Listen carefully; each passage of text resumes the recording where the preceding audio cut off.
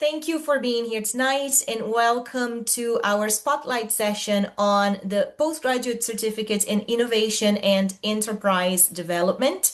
I'm Paula and I am the program coordinator for this program. So if you do come study with us, you are going to be seeing a lot of me and talking to me a lot because I will be going from start to finish with the course with you. And me and my colleague Shay, who is also here on the call, we co-teach your module 1 of this course. So you're going to be working very closely with us.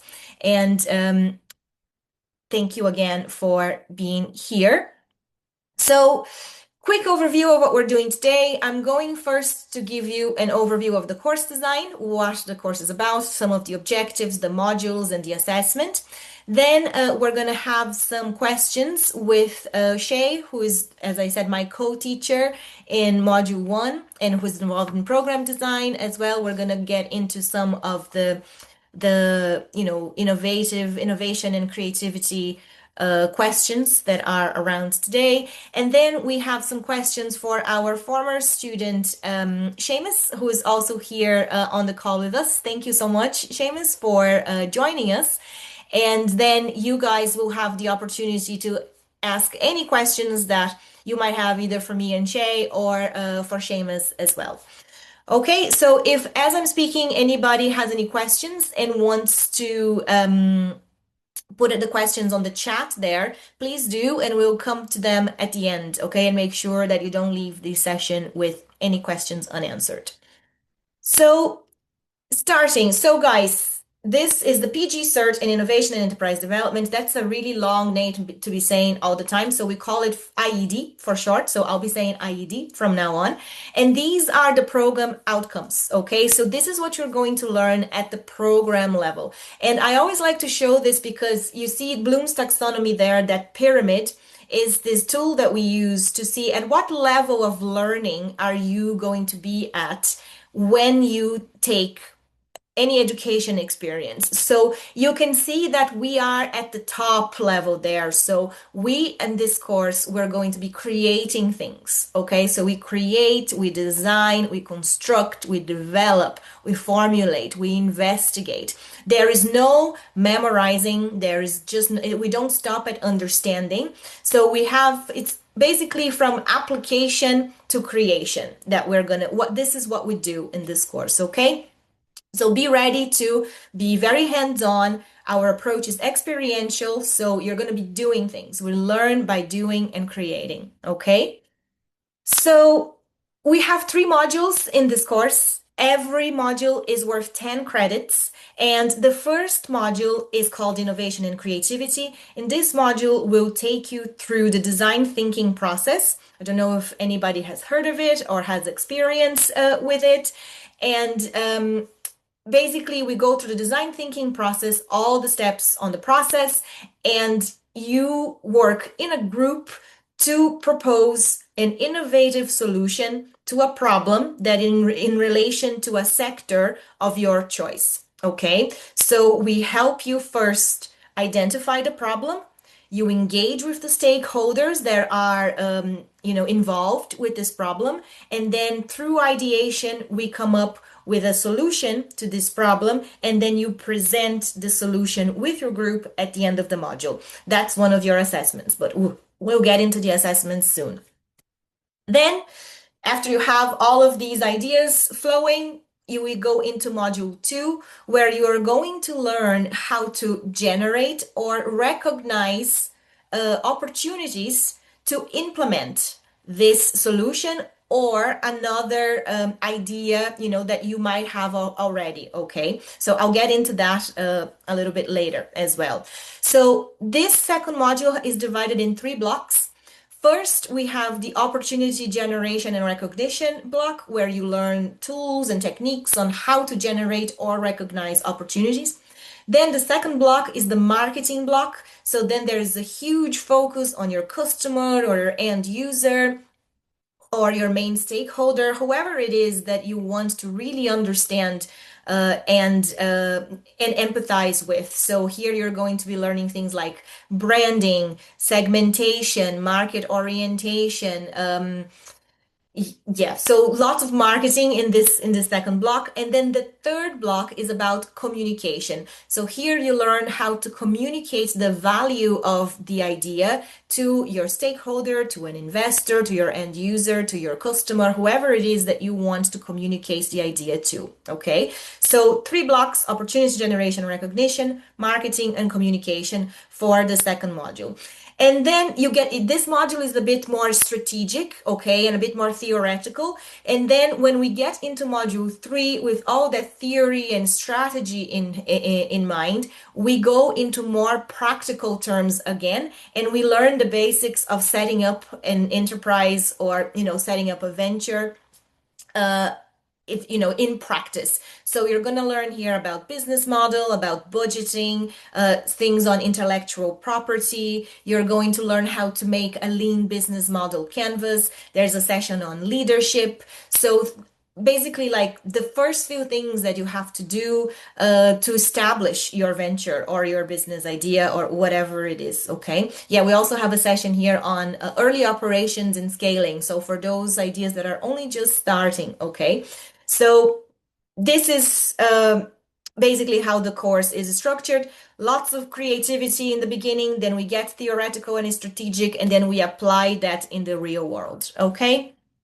So a couple of things to keep in mind. This is not a start your own business course. If you're looking for something that is just a straight up, I have my idea, I don't really need any innovation here, I just want to set up this business for this idea, this course is not really for you. Okay. So this is a course that will teach you innovation and creativity frameworks that can then be applied to a business idea. And you don't even need to have a business idea to enter the course. Okay. Some people come to us not because they want to be business owners, but because they want to be more innovative within their own existing positions and in their companies. So maybe the innovation here is a new process, or you're proposing a new system within your company. That is totally fine. And the course will cater for that as well. Okay. So if you already have a business idea,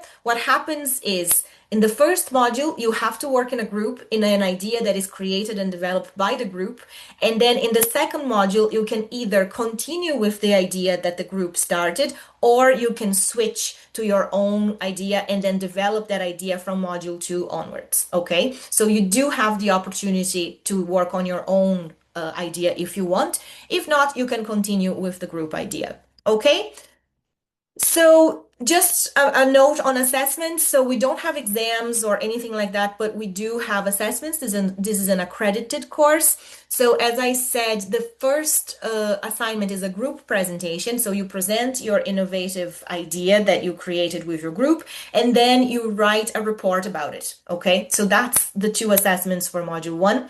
Then in module 2, as I said, there's a focus on communication there. So one of the assessments is an elevator pitch. So you have 2 minutes to communicate the value of your idea to your stakeholder of your choice. Okay. So it's quite a challenging exercise, but if you can communicate the value of your idea in 2 minutes, that is a really, really great skill to master. You will learn how to do that in that module. And then for the second assignment, as I said, there's also a focus on marketing. So that's where the customer insights report comes in. So basically, it's a report on the customer research and market investigation that you've done to this point. Then in module 3, there's a reflection. Okay, so we do reflections because we want our students to learn how to reflect on their learning, and always take that step back and see, what was that like? What could I have done differently? It's not just about going and implementing things. You need to become a reflective practitioner so you can make the most out of these skills that we're teaching you. So the reflection is there for that reason.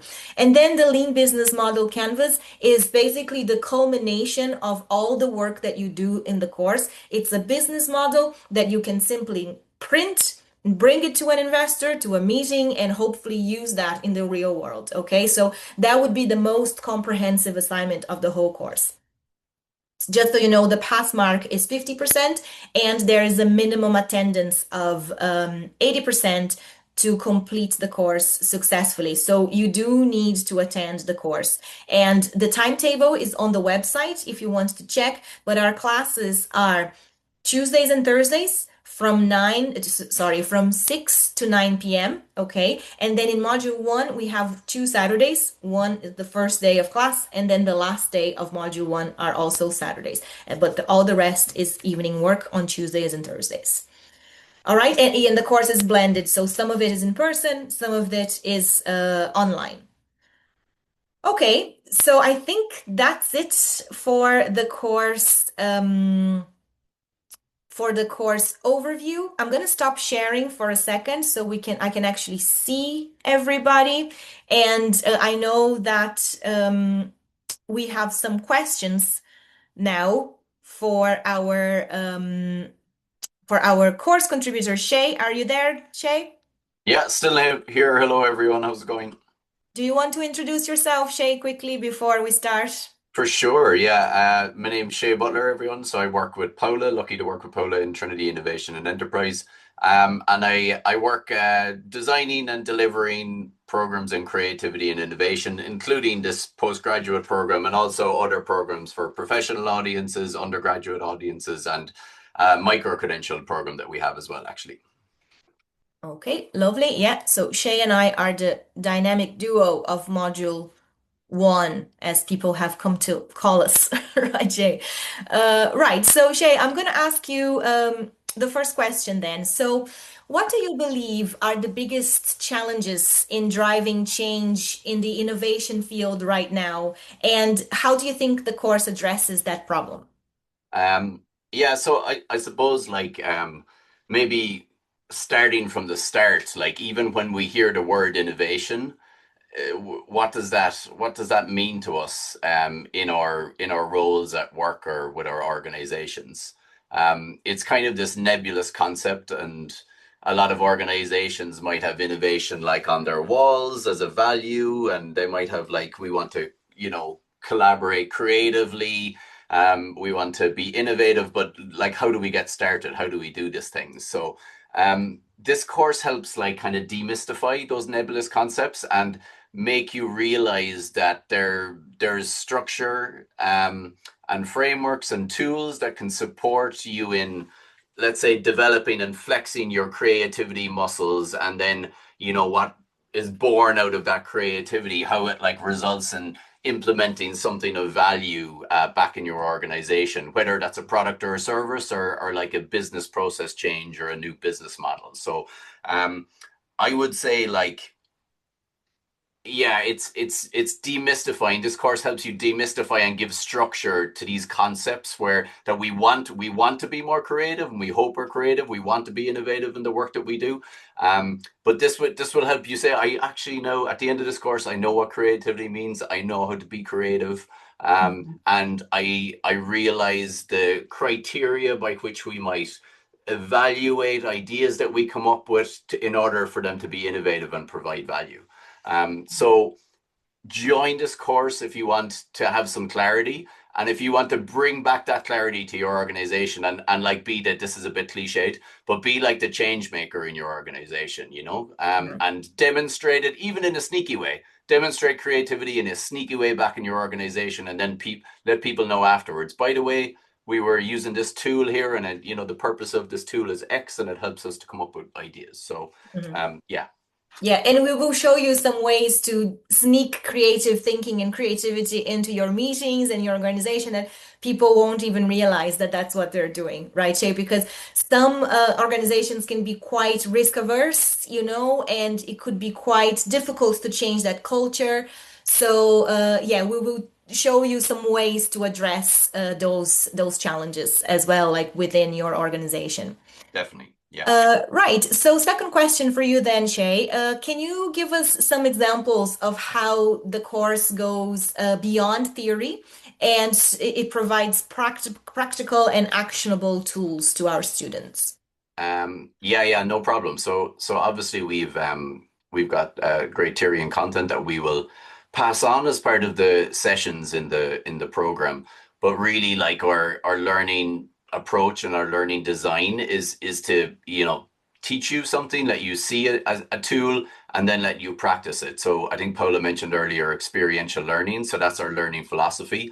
And we take the approach of kind of we let you see one example, let you do one, and then hopefully let you teach one example of this tool back in your organization. So it's all about learning by doing, basically. And we've kind of curated learning pathways in each of the modules. And a good example is module one, where you'll be learning about the design thinking framework. And in groups, one of the core modules there is to move from like, this is our fuzzy challenge. We're not really sure where to start, all the way through to the solution that's going to respond to that initially using the structured framework.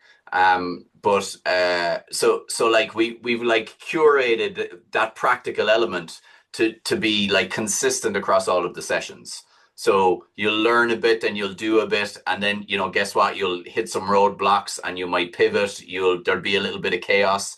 Sometimes the chaos is intentional for more in because we want this kind of productive struggle Mhm. for you in your learning. But everything that we teach is linked to the assignments that you do as well. And the assignments, so you'll do practical chances to practice, and then put the practice really into your assignment work. So it's all curated with experiential learning in mind. Sorry. Yes, absolutely. So, moving on then, Shay, for the next one, if you can you give us like two or three key skills that the participants will gain from this course? Yeah. So let me see which. So I think first of all, in module one, it's all about problem solving. Um, and problem solving with structure. So I'm saying structure a lot. Sometimes we'll say deliberate problem solving. So we often think we know the solution to a problem and we just dive straight into it. Sometimes we think we know what the problem is based on our experiences, our biases, our understanding, but we haven't really talked to other people involved. So this structure that we provide in our problem solving in the first module really allows you to slow down in your problem solving and develop this kind of comfort with slower problem solving skills that can be applied to any problem, right? So I would say you'll gain confidence in how to attack those stinky fish or the elephants in the room that are back in your team and your organization that keeps on coming up. And you'll go, okay, I don't know where to start here, but actually, I know the first step is this, and I'm going to do this first, and then I'm going to see what happens. So I'd say the first skill is kind of problem solving, structured problem solving, and then underneath that, there's kind of this base foundational concept of creative thinking. And some people may have heard of divergent thinking and convergent thinking, two different ways of thinking. Divergent thinking to creatively come up with ideas, and then convergent thinking to assess them and see which one is going to meet your objectives. So structured problem solving, number one. I think you asked for three, Paula. Structured problem solving, creative thinking, and then the last one is empathy. So not something that AI can replace, and actually creative thinking and structured problem solving as well. But empathy. So how can we step in the shoes of our stakeholders, our end users, who benefit from the work that we do back in our organizations, to fully understand their pains and gains, and then to explore problems and opportunities to respond to them. Yeah. Lovely. That is great, Shay. Thank you so much. Now, what do you think is one of the most common aha moments or a shift of perspective that you've seen in our students? Yeah. We get different ones, and maybe Seamus might have a thought on this when you're talking to him as well, based on his experience. But I think it's like the yeah, like with like the structured problem solving. I'm just realizing by slowing down and spending more time in the problem space before taking action is initially uncomfortable, because the problem space is the misty, foggy area and you're not really sure what's going on and you're demystifying. So it's uncomfortable, but ultimately in the end, it's like, oh, I'm moving into clarity. So I think the aha moment is like slowing down, not jumping to solution too quickly, and sitting with the discomfort, and then realizing that clarity will come in time. Yeah. So and then that clarity might result in I'm actually staying on the same track in terms of the problem I'm going to tackle, or actually I'm going somewhere else because I've learned something new, and this is the important thing to do now. Yeah. Staying with the problem is a huge thing, right? People just like always jump straight to the solution. And then they're like, oh no, wait, if I actually, because I was actually thinking of a solution for something that wasn't even a problem. You know, you only realize that because you stayed with the problem long enough. So we always get something along those lines in every group. Right. And then last question for you, Shay. Who do you think would benefit from this course? What kind of background or aspirations should the people have to really thrive in our program? Yeah, so like I suppose based on the last whatever how many times this is the 10th time this is running, or 10 11th, is it? years of IED. Yeah. Okay, okay, so this is the 10 years. So I suppose the profile that we see is very mixed and broad, public, private sector, um, uh, different types of roles, different levels of seniority. And maybe that reflects, the subject area that we're covering isn't really aligned to any particular discipline or role or sector. It's cross-disciplinary, and again, like it's all about problem solving. We all have problems. We all have complex things that pop up in work or in our personal life, and having structure in how we attack those is super beneficial. So I would say there's no real set profile for this. It's not like it's not specifically for engineers. It's not specifically for accountants. We get a lot of diversity in the class, which is great for diversity of thought as well.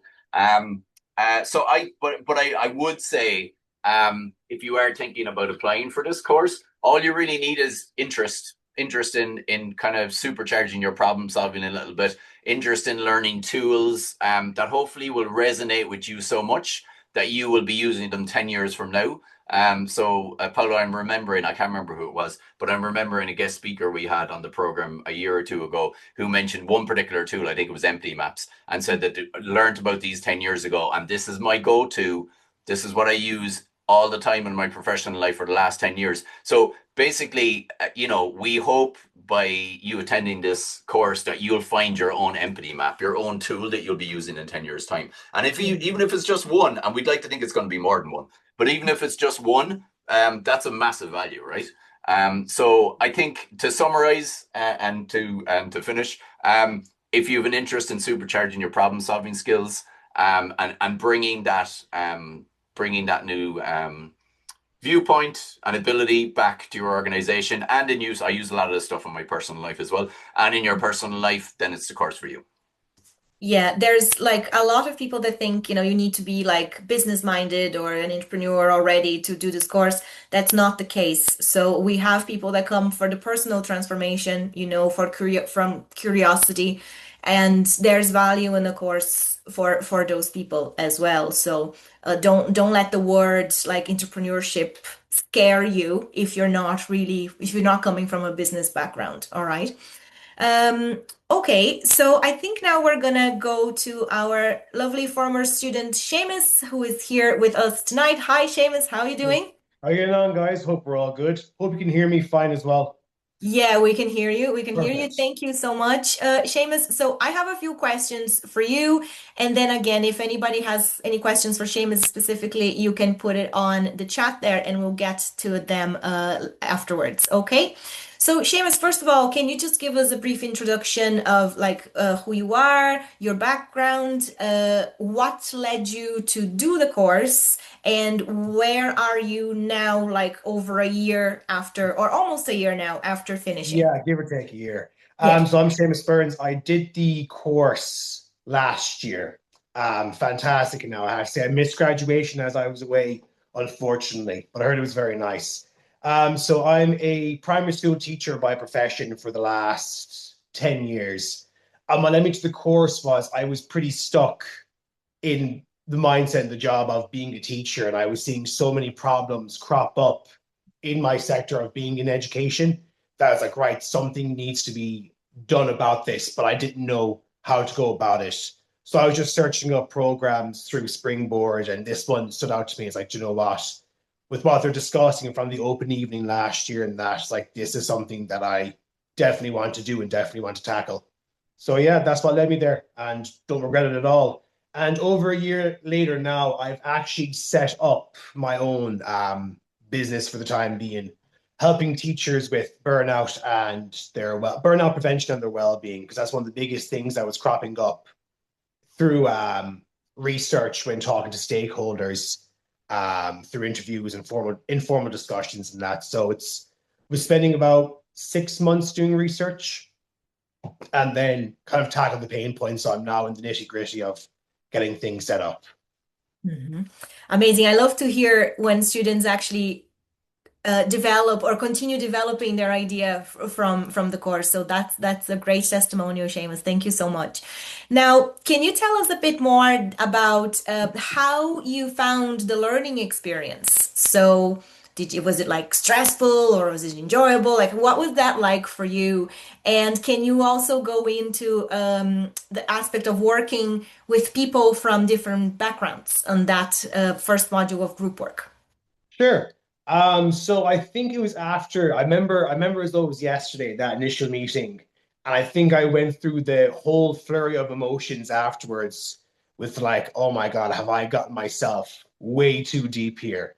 But I found like, from the first module as progressed, it was like, actually, do you know what? I'm easing into this a lot more. It wasn't a birth by fire, so to speak, but it was challenging in the best way possible because I wouldn't have known much about, innovation and, the whole design thinking process before I started the course.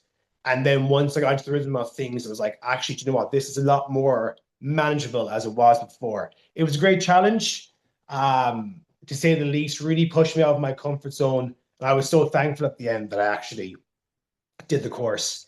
And working with people from different backgrounds, it was a real eye opener in the first module because I think some of us can suffer from what they call main character syndrome. Like, 'cause I did the education problem in the first module, and it was just, oh yeah, I know all about this, but then you're hearing from other people's perspectives as what they've experienced and their problems. Like, okay, this opens and broadens my horizons a lot more, and now I need to empathize with them and see where they're coming from. And now we can all work together for a tangible solution, because we did butt heads from time to time, not in a disrespectful manner, mind you. As Shay said, it was chaotic. Like, we were having Saturday morning discussions, and I think they lasted for about 2 hours with our group through Zoom. But like, we managed, like, you know what, we'll put our differences aside. We'll focus on this. And actually, yeah, we did. Like, we know what we focused on was pretty nice. So it was a good experience of learning how to work with people, to hear where they're coming from, to be in their shoes, and like, right, I need to get out of my own head and go into what the other person's thinking. Great, thank you. Now, can you let us know if there was any specific topic or a framework or an assignment that changed your mindset or changed how you think? Yeah, so I know it was mentioned a few times there. It was definitely the design thinking process, because what I wanted to look into was like, right, it's so many problems within education, but what one am I seeing crop up the most? And then it was getting the empathy map and then the pain points of what these stakeholders were experiencing, and then trying to get that convergent thinking, get into the more nitty gritty. And then I think it was also in module 2 with the elevator pitch. I thought that was absolutely fantastic. It's like, now with what I'm doing with social media with the business as well, I'm using those skills from that pitch assignment and trying to, like, generate followers, be the leader in that kind of community with what I'm working with. So yeah, it definitely has paid dividends, I have to say. Yeah, the elevator pitch assignment is so interesting because people initially they're like, no, it's just 2 minutes, like it's grand. And then they panic when they realize how much there actually needs to be like planning and delivery in that. And then afterwards they're like, oh yeah, that was amazing. I love it that I can do this now. So it's a bit of an emotional journey to get through Oh that yeah, it was. assignment. Yeah. Yeah, it's a really interesting one. But I love that assignment, and those skills, as you say, like they're applicable Hmm. to so many different things afterwards. So great. So then, Seamus, can you tell us a bit about a challenge that you encountered during the course, a difficult time there, and how did you overcome it? Oh God, that's an excellent question now. It was definitely going to go back to the elevator pitch. And I think it was literally trying to challenge what was going on inside my mind and my idea, because it was definitely paralysis by analysis or whatever that phrase is. I can't necessarily remember. It was like, I don't believe myself that this idea is actually good enough to get out there with what my pitch was on. But I think it was trying to get out of my comfort zone and then discussing what we had in our pitch to different people in our groups. And then they're like, oh, actually, Seamus, that is a pretty good idea. You should like, what's this bit about more? How can you flesh it out more? And in my mind, I was absolutely catastrophizing things. But then just communicating, getting out there, having that, psychological safety net with that group that was there was like it really did put my mind to rest. But it was an internal battle with myself. But feeling so safe in a group to express your ideas, it really did help a lot. Kind of overcome that. And with that being said, I don't really suffer from that mentality as much anymore after doing that assignment. Mhm. Oh, that's great to hear. And yeah, I think that is an important point there, how much we talk about, oh, it's difficult to manage the workload or to manage, to understand the concept and apply the concepts. But sometimes it's about ourselves, right? Like Mm. managing our own self-beliefs and challenging those things and thinking like, like what's your bias? And yeah, so we can get in our own way a lot, right? So I'm so glad to hear that the course has helped you overcome that a little bit. That's great to hear. Okay, so I think you've answered my next question, like if you applied any of the course learnings to your job or your business or your project. So I don't know if there's anything else that you would like to expand on that, Seamus, something else that you've been able to apply in your project now, or I think it was the marketing aspect and the branding of what you have. Because Mhm. with the projects that I've taken on now, it's like I have people in from TikTok and social media communicating me asking, what do I do here? But even in the schools as well that I have worked in as a substitute teacher, because I'm taking a break from teaching, I have principals and other teachers coming up to me saying, like, oh, I've seen you on social media. Can I get your um opinion on this? So it's really about that persona you present online as well. I think that was very important with the marketing, because you have to have that kind of sense of leadership in that area you're kind of focusing on and trying to solve a problem for. I hope that makes sense. Yeah, no, it does, absolutely. So now there's a lot of people here on the call today that are, I'm thinking, like considering applying, like you're kind of getting the information, seeing if it's for you, if it's not, that they might be a little bit hesitant to put in that Hmm. application. So what would you tell someone who is considering applying but is hesitant right now? I would say just do it. Like I was so hesitant before, I won't lie and say I was pretty hesitant, but I just think you have to feel the fear and do it anyways. Just put in the application form and go for it. While, yeah, you'll be challenged, there'll be difficult aspects and even to overcoming yourself as well. But I think in the future, your future self be thanking your past self for actually doing this. And like, I'm definitely delighted because I've come so far myself as a person from even doing the course as well and push myself way out of my comfort zone. So I would say just apply for it. You've got nothing to lose. Absolutely. Thank you so much. So, last question now for you, Seamus, is what is the biggest takeaway that you walked away with from the course? Oh, that's a really good question. I think the biggest takeaway I learned from the course was to trust in the process of what you're going through. Because the ideas you might have, they might not necessarily materialize, but there are bits and pieces within what you might learn from like the idea or business venture you might have that can be applied elsewhere to solve a problem. So I think I could say the whole course was the biggest takeaway, but it was definitely the whole aspect of trust the process, as Shay said, just take things nice and slow. It's like it's so uncomfortable being in the gray area, but you have to find comfort in the discomfort. Finding comfort in discomfort, it's a great takeaway because that's where, growth happens. As Shay said before, that productive struggle, right? That's where the learning will take place. Right. I hope you found this session informative, and I hope that it has given you some clarity and some motivation and encouragement to apply. If you have any questions at all, something that might come up tomorrow, or in next week or whatever, you can email our recruitment team there, as I said, in springboard at tcd.ie. But if you want to reach out to me directly, you can just email our PG Portal courses inbox. Okay, so this email will be for course related queries like content, assessment, workload, topics, anything course related. Once you are already in the course, you can email pgportalcourses at tcd.ie. And for application queries, springboard at tcd.ie. Okay?